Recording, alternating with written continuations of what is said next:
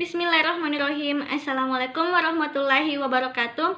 Perkenalkan, saya Putri Bella Aulianur dari jurusan Biologi FMIPA Universitas Negeri Makassar.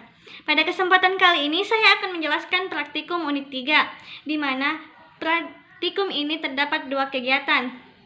Kegiatan yang pertama itu pengaruh zat stimulan terhadap kecepatan tanggap saraf, bertujuan untuk mengetahui pengaruh zat stimulan yang terdapat pada minuman kemasan terhadap kecepatan tanggap saraf. Sel saraf berfungsi untuk menjalankan impuls. Impuls dapat menjalar pada sebuah sel saraf, juga dapat menjalar pada sel lain dengan melintasi sinapsis. Penjalaran impuls dapat terjadi dengan cara transmisi kimiawi dan transmisi elektrik dengan menggunakan bantuan neurotransmitter. Stimulan adalah obat-obatan yang tingkat kewaspadaannya di dalam rentang waktu yang singkat.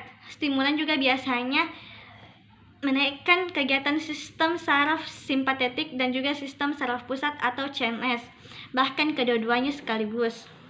Beberapa stimulan menghasilkan sensasi kegembiraan yang berlebihan, khususnya jenis-jenis yang memberikan pengaruh terhadap CNS. Stimulan dipakai dalam terapi untuk menaikkan atau memelihara kewaspadaan, untuk menjadi penawar rasa lelah, dan untuk menjadi penawar keadaan tidak normal yang mengurangi kewaspadaan atau kesadaran. Juga untuk menurunkan bobot tubuh, serta memperbaiki kemampuan berkonsentrasi bagi orang-orang yang didiagnosis sulit memusatkan perhatian.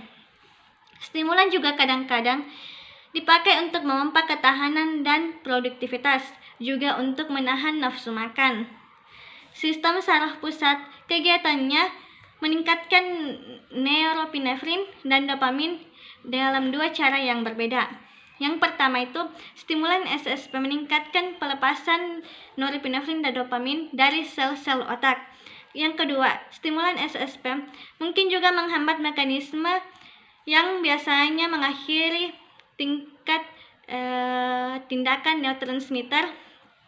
Sebagai hasil dari kegiatan ganda sistem saraf pusat stimulan, norepinefrin dan dopamin meningkatkan efek di berbagai daerah otak. Baik, langsung saja alat dan bahannya, yaitu yang pertama penggaris plastik 30 cm, yang kedua minuman stimulan berupa extra joss, kopi, M150, hemaviton, dan lain-lain. Yang ketiga air minum, yang keempat sendok atau pengaduk, dan yang kelima gelas. Langsung saja langkah kerjanya, yaitu pertama, persilahkan subjek uji coba untuk duduk santai. Yang kedua, letakkan sebuah penggaris secara tegak lurus di antara ibu jari dan telunjuk tangan kanan. Usahakan posisi titik nol berada tepat di antara ibu jari dan telunjuk tangan kanan.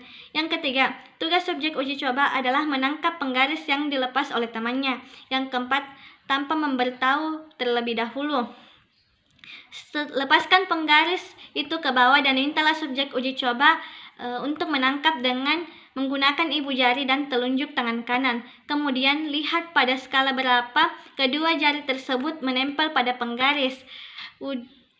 Ulangi kegiatan tersebut selama 5 kali.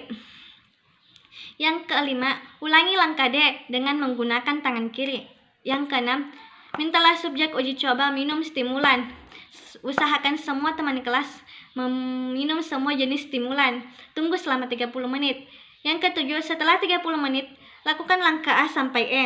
Yang kedelapan, yaitu mintalah data dari kelompok lain agar dapat membandingkan hasil pengamatan kelompok Anda dengan kelompok lainnya.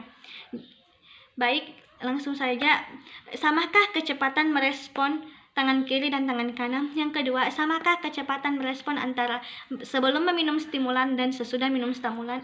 Yang ketiga, bagaimana respon zat stimulan terhadap respon kecepatan secara umum? Yang keempat, setelah mendapat data dari kelompok lain, apakah jenis zat stimulan memberikan pengaruh yang sama terhadap kecepatan merespon? Yang kedua, yaitu kegiatan fungsi sebagian besar otak dan otak kecil. Tujuannya itu memeriksa fungsi sebagian besar otak besar, dan yang kedua itu memeriksa fungsi otak kecil. Otak mempunyai 5 bagian, yaitu otak besar, otak kecil, otak tengah, sumsum sambung, dan jembatan faron. Otak besar mempunyai fungsi dalam pengaturan semua aktivitas mental, yaitu berkaitan dengan kepandaian, ingatan, dan kesadaran, serta pertimbangan. Otak besar merupakan sumber dari semua kegiatan atau gerakan, atau sesuai dengan kehendak, walaupun ada juga beberapa gerakan refleks otak. Yang kedua itu otak tengah, di mana otak tengah terletak di depan otak kecil dan jembatan faron. Di depan otak tengah terdapat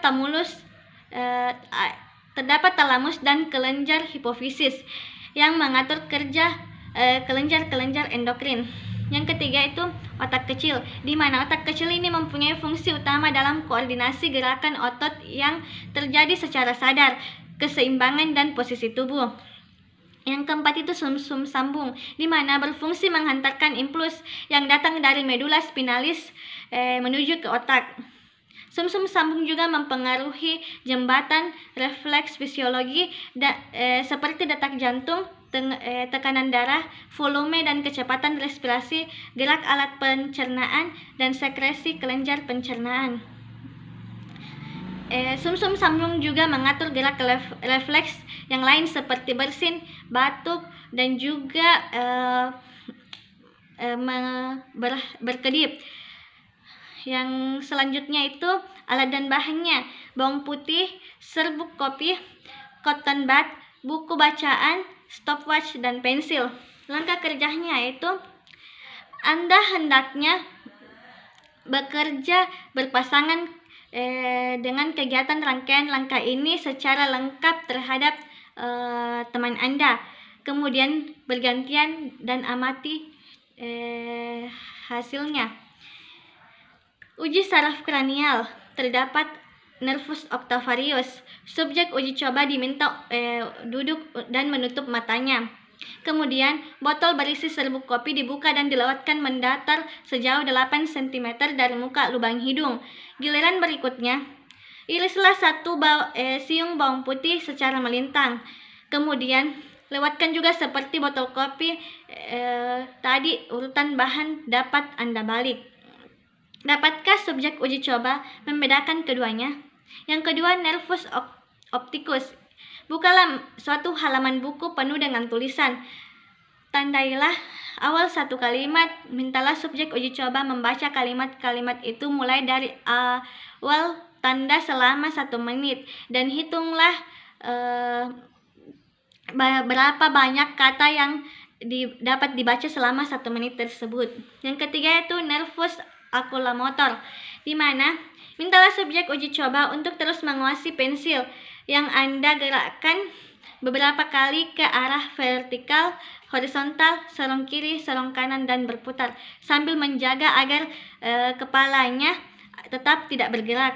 Dapatkah Anda mengikuti semua gerakan tersebut?